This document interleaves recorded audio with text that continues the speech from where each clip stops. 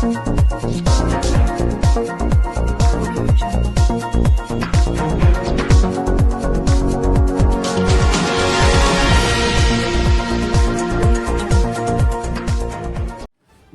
बौद्ध महासभाचे जिल्हा संघटक गौतम राजेश्वर मालकडे हे केंद्रीय शिक्षक असून मागील 15 वर्षापासून ते परित्रण पाठ आणि इतरही कार्यक्रम करतात.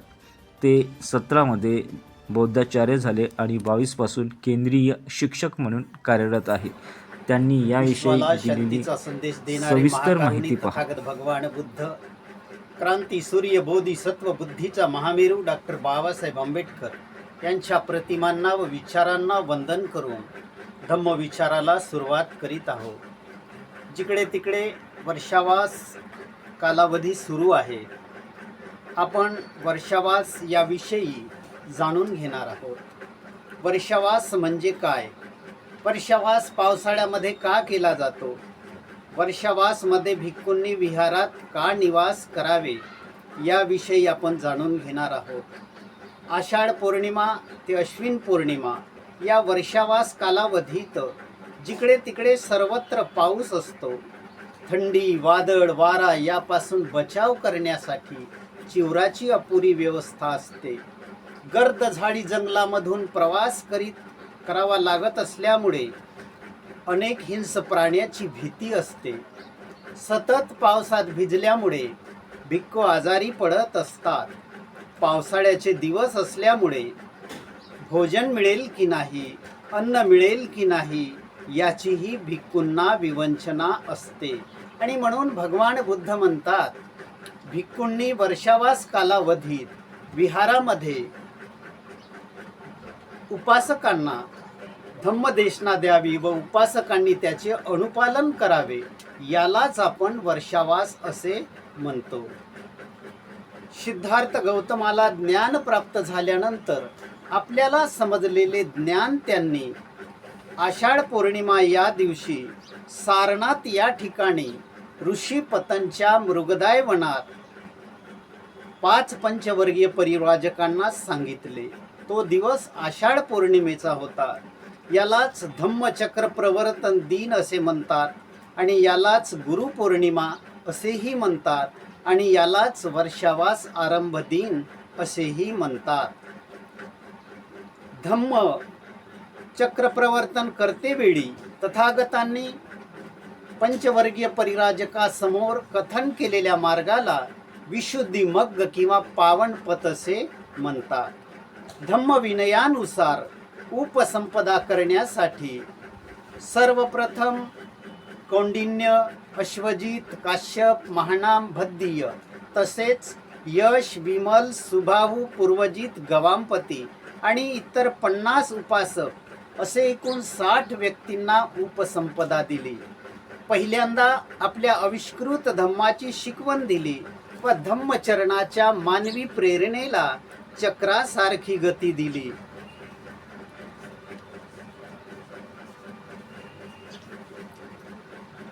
त्यानंतर 4 महिने बुद्ध धम्माची धम्मदेशना देऊन त्यांना प्रशिक्षित केले. त्या सर्वांना अरहंत केले आणि धम्म प्रचारासाठी सर्वत्र पाठविण्यात आले. भगवान बुद्धांनी जगाला मानवतेचा संदेश देऊन मानवाच्या दुःखमुक्तीचा मार्ग सांगितला. बुद्ध धम्माबरोबर जगाला कल्याणकारी राज्याचा सिद्धांत सांगितला. न्याय, स्वातंत्र्य, समता, बंधुत्वाचा लोकशाही विचारही सांगितला. भगवान बुद्धांनी परिराजकांना अष्टांगिक मार्गातील 8 तत्वांचा उपदेश केला, ज्यामध्ये सम्यक दृष्टी, सम्यक संकल्प, सम्यक वाणी, सम्यक कर्मांत, सम्यक आजीविका, सम्यक व्यायाम, सम्यक स्मृती आणि सम्यक समाधी या 8 मार्गांचा उपदेश केलेला आहे. त्यानंतर भगवान बुद्धांनी परिराजकांना सद्गुण पथामधील शील, दान, उपेक्षा, निष्कर्म, वीर्य, शांती, सत्य, अधिष्ठान, करुणा, मैत्री या 10 पारमिता स्पष्ट करून सांगितल्या आहेत. भगवान बुद्धांनी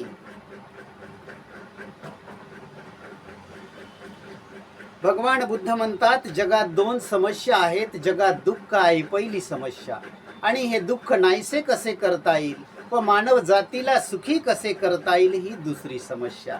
या दोन्ही समस्यांचं निराकरण करण्यासाठी भगवान बुद्धाच्या तत्वज्ञानाचा मुख्य उद्देश असा आहे, मानवी जीवनाला दुःखमुक्त करून आनंदी व सुखी समाधानी करणे हाच आहे. आणि म्हणून जगनित्य की अनित्य आहे हा प्रश्न भगवान बुद्धांनी 2500 वर्षापूर्वीच मार्गी लावला.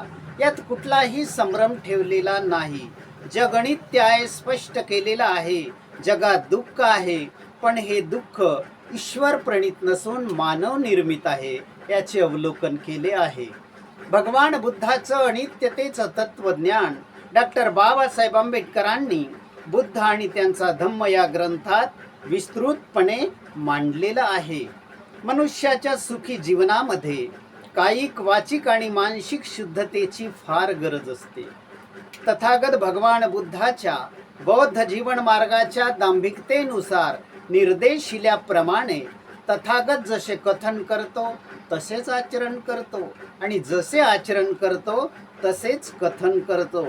जो यथाभाषी तथाकारी आहे आणि तथाकारी यथाभाषी आहे, म्हणून त्याला तथागत म्हणतात. बौद्ध जीवन मार्गामध्ये ज्याला धम्माचा बोध होतो, ज्याला सत्याचे आकलन होते आणि सत्याचे आकलन झाल्यानंतर त्याला कोणत्याही बाह्य शक्तीवर आत्मनिर्भर न राहता मुक्तिपथावर अग्रेसर करू शकते, आणि हाच बुद्धाचा जीवन मार्ग आहे. सिद्धार्थ गौतमाने गृहत्याग केल्यानंतर 6 वर्षे सत्याच्या शोधासाठी अथक परिश्रम घेतले.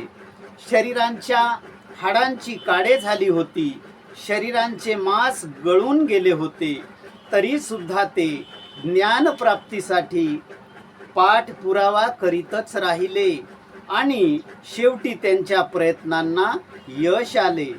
त्यांना खरी ज्ञानप्राप्ती झाली आणि सम्यक संबुद्ध झाले. मानवी विकासात अडथळा निर्माण करणारे राग, द्वेष, लोभ, मोह, मत्सर, क्रोध या विकारांना कसे दूर करता येतील हे बुद्धांनी स्वप्रयत्नांनी शोधून काढले. त्या मार्गाचे नाव होते मध्यम मार्ग.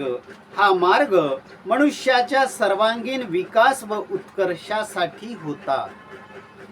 भगवान बुद्धांनी मज्जिम निकायामधील सतिपट्टान सुत्तामध्ये कायानुस्मृती, वेदनानुस्मृती, चित्तानुस्मृती, धम्मानुस्मृती ही 4 प्रस्थाने दररोज सरावासाठी सांगितलेली आहेत, ज्यामुळे निब्बाण प्राप्त करता येते. हाच विशुद्धीचा परमोच्च मार्ग त्यांना मिळाला आहे. निर्दोष जीवन आहे तरी काय हे समजायला लागते. स्मृती म्हणजे जागृत अवस्था, मग ती कायेची असो की वेदनेची, चित्ताची असो की धम्माची. या प्रक्रियेला अनुपස්සना असे म्हणतात. या 4 प्रकारचा अनुभव घेण्यासाठी सर्वप्रथम कायानुस्मृती सांगितली आहे. या कायानुस्मृतीविषयी आपण जाणून घेणार आहोत. कायानुस्मृती या शरीराला नेहमी चपळ ठेवते, चांगल्या कामात गुंतून ठेवते. कायेनेच कुशल कर्म व अकुशल कर्म होतात. त्याची जागरूकता ठेवणे हे जे मनात आणतो त्याच्याच प्रतिक्रिया शरीराद्वारे उमटत असल्यामुळे त्या बरोबर आहेत का चूक याची जागरूकता असणे. कधी त्रास जाणवतो, कधी मोकळेपणा, त्यासाठी कार्य तत्पर राहणे. या कायेद्वारे काही चुकीचे तर वर्तन होत नाही ना याची नेहमी आठवण ठेवणे. कारण शरीर हे ज्या स्कंदाचे बनलेले आहे त्या अनित्यतेला जाणता आले पाहिजे. त्वचा, इंद्रिय हे शेवटपर्यंत सक्षम राहणार नाही याची स्मृती म्हणजे जाण ठेवणे गरजेचे आहे. यानंतर वेदनानुस्मृती. कुठल्याही वस्तूचा इंद्रियाशी स्पर्श झाला की वेदना होतात. त्या सुखकारक किंवा दुःखकारक असतात. वेदना ही एक प्रकारची अनुभूती असते.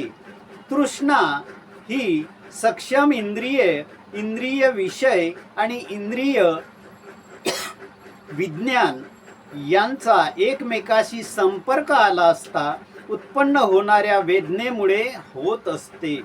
जसे चहा प्यायल्यावर सुखद वेदना होतात, त्याची सवय लागते, त्या परत परत हव्या असतात. व्यसनाचेही तसेच आहे. सवयीमुळे तृष्णा वाढत जाते व आजाराला निमंत्रण मिळते. जर इंद्रियावर पर्याप्त ताबा ठेवला तर तृष्णेवर नियंत्रण ठेवता येते. यानंतर तिसरी स्मृती आहे चित्तानुस्मृती. चित्त म्हणजे मन. चित्ताच्या स्वभावाची स्मृती ठेवणे फार महत्त्वाचे असते, कारण चित्त सारखं धावत असते. चित्तावर लोभ, द्वेष, मोह, क्रोधाचा मळ चिकटला तर नाही ना. बऱ्याच वेळा चित्तावर शंका, तर कधी क्रोध, तर कधी द्वेष अधिराज्य गाजवत असतात. तेव्हा मात्र चित्त सारखं भटकत असते. क्रोध, द्वेष, शंका कुशंकेने आग ओकत असते, आयुष्याला बिघडवत असते. चित्त चांगल्या कृत्याकडे धावते का वाईट कृत्याकडे याची जाणीव माणसाला क्षणाक्षणाला असली पाहिजे. म्हणून चित्तावर नियंत्रण असणे फार महत्त्वाचे असते. यानंतर चौथी स्मृती आहे धम्मानुस्मृती. धम्मानुस्मृतीमध्ये नेहमी सत्याची आठवण ठेवल्या जात असते. सारे संस्कार अनित्य आहेत. जगात सर्वत्र दुःख आहे आणि ते निवारण्याचा अष्टांगिक मार्गही आहे, याची आठवण ठेवल्या जात असते. या शरीराला किंवा शरीराबाहेर आत्मा नावाची कुठलीही वस्तू नाही, याचीही आठवण ठेवल्या जात असते. त्याचप्रमाणे बदलणाऱ्या नामरूपाची आठवण ठेवल्या जाणे फार महत्त्वाचे असते. आता निर्वाण म्हणजे काय, असा जर कोणी प्रश्न विचारला तर काय उत्तर देणार? जे लिहिणाऱ्यानेच कधी निर्वाण स्थिती अनुभवली नाही, कधी पाहिली नाही, तर त्यावर चर्चा करून काय उपयोग? ही तर फक्त वैचारिक मांडणी आहे. यासाठीच भगवान बुद्ध म्हणतात, या आणि अनुभवा, स्वतः जाणीव करून बघा, मग कळेल नेमकं निर्वाण काय आहे ते. खरं तर हा अनुभूतीचा विषय आहे, जाणीवेचा विषय आहे. एक मन आहे, जावे त्याच्या वंसा तेव्हा कडे.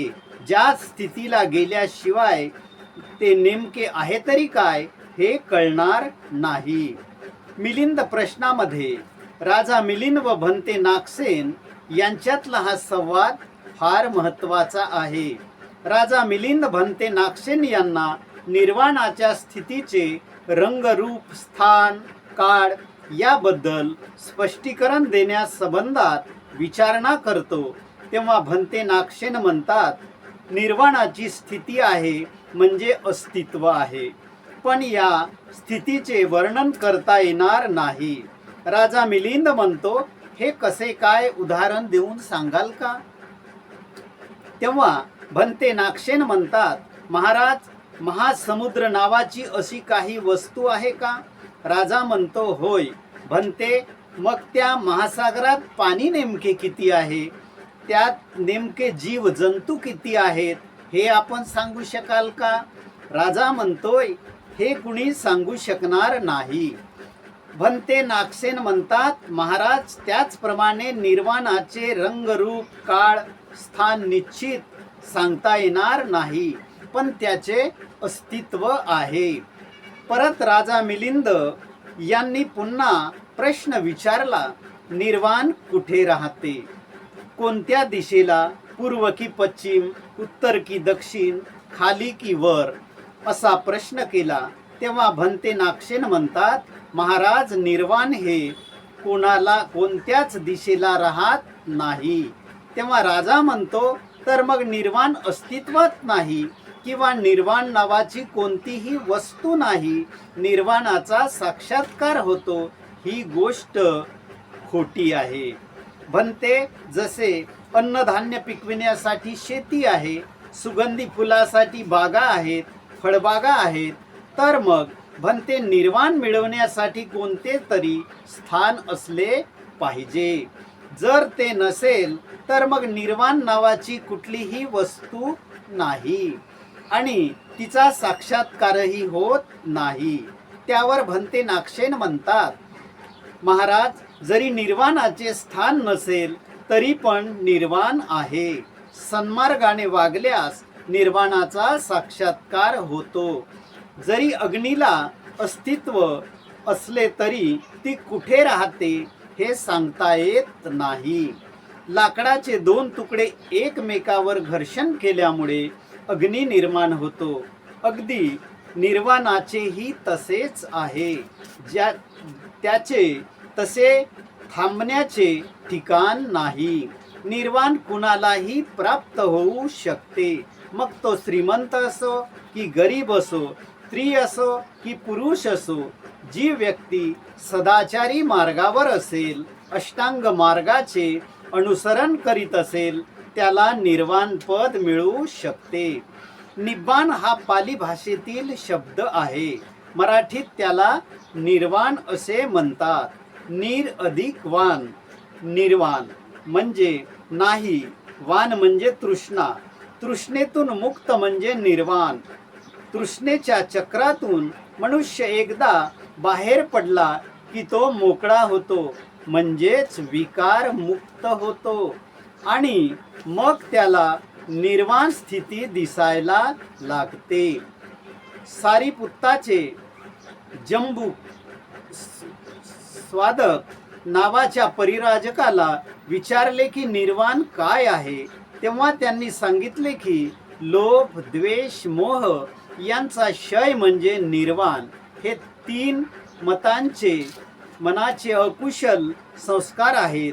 जेव्हा हे नष्ट होतात तेव्हा निर्वाणाचा साक्षात्कार होतो. हे तेच जाणू शकतात जे त्याचा अनुभव घेतात. ज्यांना अरहंत पद प्राप्त होते त्यांनाच या स्थितीची जाणीव व्हायला लागते. अरहंताच्या निर्वाणालाच परिनिब्बाण म्हणतात. परिनिब्बाण म्हणजे परिनिर्वाण. परिनिर्वाण म्हणजे नाम रूपाचा प्रवास संपले. या स्थितीत शरीर नाश पावते, चेतना नाहीशी होते, शरीराची हालचाल थांबते, इंद्रिये निकामी होतात. बुद्धाच्या परिनिर्वाणाला महापरिनिब्बाण म्हणतात, म्हणजेच महापरिनिब्बाण निर्वाण म्हणतात. आणि म्हणूनच बुद्ध धम्मात निर्वाण पदाला फार महत्त्व आहे, कारण ते अंतिम सत्य आहे. हीच निर्दोष जीवनाची अवस्था आहे. बोधिवृक्षाच्या संदर्भामध्ये पिंपळ वृक्षाला बोधिवृक्ष असे का म्हणतात? कारण सिद्धार्थाचा बुद्ध बनण्याची सर्व प्रक्रिया पिंपळ वृक्षाखाली घडली आहे. ज्ञानप्राप्ती झाली आहे, बुद्ध झाले आहे, सम्यक संबुद्ध झाले आहे आणि म्हणून पिंपळ वृक्षाला बोधिवृक्ष असे म्हणतात. आज जी माणसे बोधिवृक्षाखाली येतात ती बुद्ध धम्माच्या सावलीत येतात, धम्मानुगामी होतात, बुद्ध तत्वाला शरण जातात, स्वतःचे कल्याण साधून इतरांच्या कल्याणाची कामना करतात, कारण त्यांना धम्म या शब्दाचा अंतर्भाव कळलेला आहे.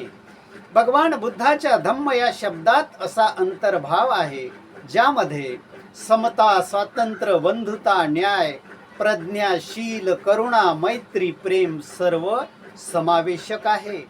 त्याचप्रमाणे भगवान बुद्धाच्या महानतेची प्रशंसा क्रमांक 38 नुसार बौद्ध धम्म ही जगातील प्रथम नैतिक विचारधारा आहे आणि त्या विचारधारेत माणसास स्वानुशासनाची शिकवण देण्यात आली आहे आणि म्हणून प्रगतिशील जगाला ही शिकवण देण्यासाठी बौद्ध धम्माची आवश्यकता आहे. सर्वांनी साधू होकार द्यायचा आहे. साधू साधू साधू. भगवान बुद्धाच्या काळामध्ये भगवान बुद्धाला सुद्धा वर्णव्यवस्थेच्या काटेरी वाटा पार करून जावं लागत होतं. वर्णव्यवस्था नावाची जी व्यवस्था विदेशी आक्रमणवादी युरेशियन आर्य ब्राह्मणांनी निर्माण केली, त्या वर्णव्यवस्थेच्या विरोधात भगवान बुद्धाने अंतिम क्षणापर्यंत संघर्ष केला. त्या संघर्षाची 4 सूत्र आहेत. समानतेवर आधारित समाज निर्माण करणे, स्वातंत्र्यावर आधारित समाज निर्माण करणे, बंधुतेवर आधारित समाज निर्माण करणे आणि न्यायावर आधारित समाज निर्माण करणे. ही भगवान बुद्धाच्या संघर्षाची 4 सूत्र आहेत. आणि म्हणून डॉक्टर बाबासाहेब आंबेडकरांनी या 4 बाबीकडे महत्त्वपूर्ण लक्ष केंद्रित करून धर्मांतर करण्यासाठी आणि प्राणवान होण्यासाठी बुद्ध धम्माचा स्वीकार केला. जग नित्य की अनित्य आहे हा प्रश्न भगवान बुद्धांनी 2500 वर्षापूर्वीच मार्गी लावला. यात कुठलाही संभ्रम ठेवलेला नाही. जग अनित्य आहे स्पष्ट केलेला आहे. जगात दुःख आहे, पण हे दुःख ईश्वर प्रणित नसून मानव निर्मित आहे याचे अवलोकन केले आहे. भगवान बुद्धाचं अनित्यतेचं तत्वज्ञान डॉक्टर बाबासाहेब आंबेडकरांनी बुद्ध आणि त्यांचा धम्म या ग्रंथात विस्तृतपणे मांडलेलं आहे. आपण सर्वांनी ग्रंथ वाचन केलेलं आहे, ऐकलं आहे. त्यानुसार भगवान बुद्धाच्या धम्म या शब्दात असा अंतर्भाव आहे ज्यामध्ये समता, स्वातंत्र्य, बंधुता, न्याय, प्रज्ञा, शील, करुणा, मैत्री, प्रेम सर्व समावेशक आहे. भगवान बुद्धाने आपला प्रधान शिष्य भिक्खू आनंद यांना म्हटले होते की हे आनंदा, माझ्या पश्चात संघाला जर लहान मोठे बदल करण्याची गरज भासली तर तसे करण्याची अनुमती आहे. तथागतांनी लहान मोठे बदल करण्याची अनुमती दिली होती. परंतु धम्माचे जे केंद्रीय सूत्र आहेत, ज्याला 4 आर्य सत्य, अष्टांगिक मार्ग, कार्यकारण भावाचा सिद्धांत म्हणतात, त्यांना बदलू शकत नाही. त्रिपिटक हा संस्कृतीचा सर्वात मोठा ग्रंथ आहे. भगवान बुद्धाला इसवी सन पूर्वी 528 रोजी वैशाख पौर्णिमा या रोजीच बुद्धत्व प्राप्त झाले आणि सम्यक संबुद्ध झाले.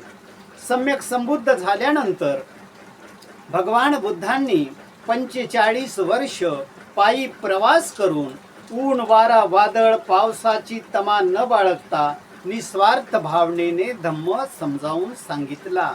भारतभर लोकांना दुःखातून मुक्ती दिली आणि विविध ठिकाणी 45 वर्षावास करून 120 देशामध्ये बुद्ध धम्माचे चक्र गतिमान झाले. त्यानुसार बौद्ध धम्माचे पहिले आचार्य स्वतः भगवान बुद्ध आहेत. ज्ञान प्राप्तीनंतर भगवंत आपल्या जुन्या सोबत्यांना जे ध्यान साधनेत पारंगत असलेल्या कौंडिन्य, अश्वजित, काश्यप, महानाम, भद्दीय या 5 पंचवर्गीय परिराजकांना धम्म शिकवण्यासाठी त्यांच्या शोधास निघाले. वाटेत त्यांना उपक हा आजीवक भेटला. भगवंताचे प्रभावी व्यक्तिमत्व पाहून उपकाने भगवंताशी काही प्रश्नांची विचारणा केली. यावर उपकाला उत्तर देताना भगवंत म्हणतात, न मे आचर्योऽत्थि सदिसो मे न विज्झति सदैव कस्मिनं लोकस्मिनं नत्थि मे पट्टी पुग्गलो. हे वाक्य विनय पिटकातल्या महावग्गातील आहे.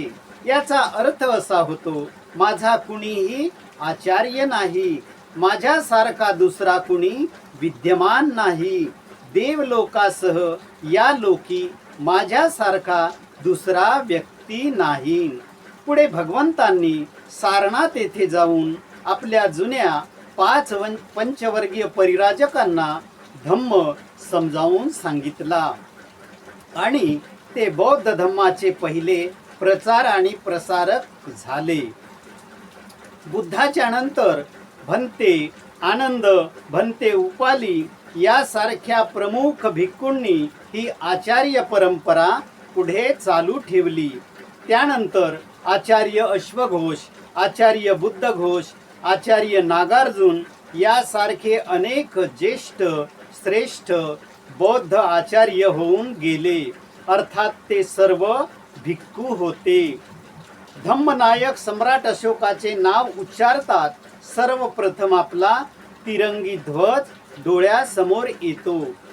एका महामंगल सूक्तामध्ये बुद्ध म्हणतात, फुट्टस्स लोक धम्मेहि चित्तं यस्स न कंपती अशोकं विरजं खेमं एतं मंगल उत्तमं. ज्याचं मन लोकापासून विचलित होत नाही तो निशोक निर्भीड आणि निर्भय राहतो, हेच उत्तम मंगल होय. त्याचप्रमाणे भगवान बुद्धाच्या महानतेची प्रशंसा क्रमांक 38 नुसार बौद्ध धम्म ही जगातील प्रथम नैतिक विचारधारा आहे आणि त्या विचारधारेत माणसास स्वानुशासनाची शिकवण देण्यात आली आहे आणि म्हणून प्रगतिशील जगाला ही शिकवण देण्यासाठी बौद्ध धम्माची आवश्यकता आहे. भगवान बुद्धाच्या काळामध्ये कित्येक असे गृहस्थ उपासक उपासिका होत्या. त्यांनी धम्माच्या बाबतीत एखाद्या भिक्खू सारखी प्रगती केलेली होती. ते सुद्धा आपल्या परीने धम्माचा प्रचार आणि प्रसार करीत होते. धम्माचं कार्य गतिमान करण्यासाठी, धम्म चिरकाल टिकवण्यासाठी भिक्खू बरोबरच उपासकांनाही धम्माचा अभ्यास असायला हवा. त्यासाठी भारतात जी नव्यानेच बौद्धाचार्य परंपरा निर्माण केली गेली आहे ती बौद्ध धम्म चिरकाल टिकविण्यासाठी पोषक आहे. त्याकरिता अगदी आजही भंतेजींनी असे लोक निवडून त्यांना स्वतः बौद्धाचार्याचे प्रशिक्षण द्यायला हवे, ही काळाची गरज आहे. धम्मदीक्षा दिनाच्या 50 वर्ष लोटलेल्या कालखंडामध्ये हजारो वर्ष अज्ञानाच्या अंधकारात खितपट पडलेला समाज ज्ञान सूर्याच्या दिशेने वाटचाल करीत आहे. तेव्हा डॉक्टर बाबासाहेब आंबेडकरांनी तुम्हा आम्हाला धम्मदीक्षा देऊन मानसिक गुलामगिरीतून मुक्त करून आपल्यावर धम्म प्रचारार्थ जबाबदारी दिली आहे. याची जाणीव ठेवून आपण ही धम्म चळवळ गतिमान केल्यास भारत बौद्धमय होईल व बाबासाहेबांच्या सम्यक संकल्प साकार होईल अशी अपेक्षा करतो.